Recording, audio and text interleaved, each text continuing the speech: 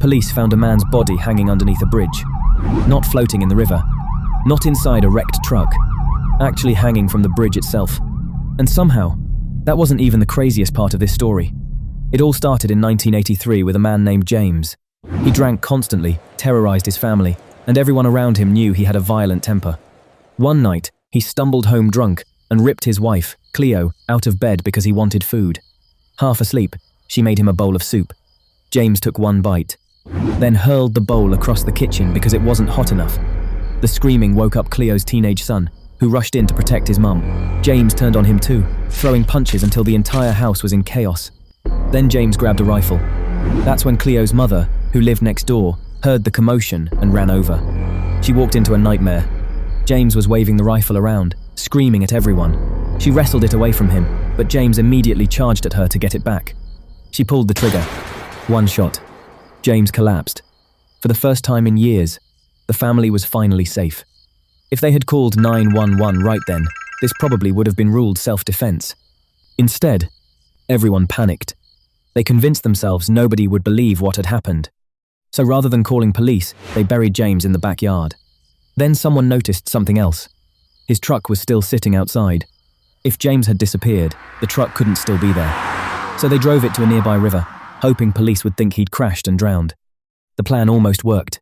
Police found the abandoned truck and searched the river for days. They never found a body. Nobody suspected the family. All they had to do was nothing. But a few days later, Cleo couldn't live with the guilt. James had been abusive, but she couldn't stop thinking about his family never getting to bury him. So she came up with another plan.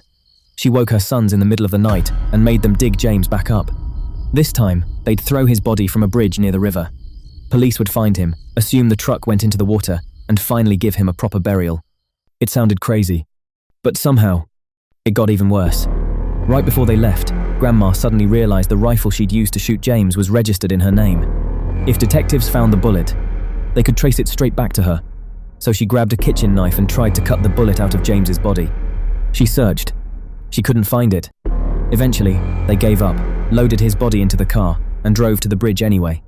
Together, they pushed James over the side. For 1 second, they thought it was over. Then his foot caught on the bridge. Instead of falling into the river, his body was left dangling underneath it.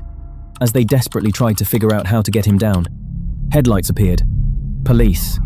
Cleo and Grandma panicked, jumped into the car, and sped away, leaving Cleo's teenage son stranded beneath the bridge. Officers found the hanging body, tracked everyone down, and unraveled the entire story. In the end, the shooting itself was largely treated as self-defense. It was every desperate decision afterward that turned one terrifying night into one of the strangest true crime cover-ups you'll ever hear.